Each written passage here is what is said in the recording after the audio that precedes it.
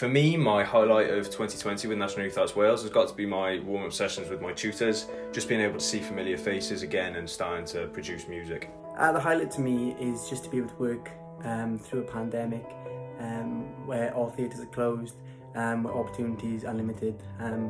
National Youth Arts Wales have still managed to find a way to provide us with an opportunity and a learning platform. 2020 highlight would have to be working with Taken Flight Theatre Company.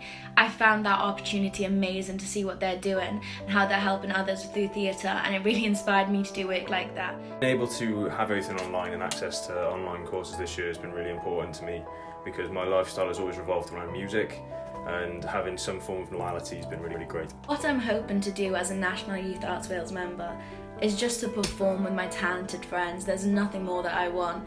Just being in the space, creating some drama, creating those connections, creating that atmosphere is unbeatable.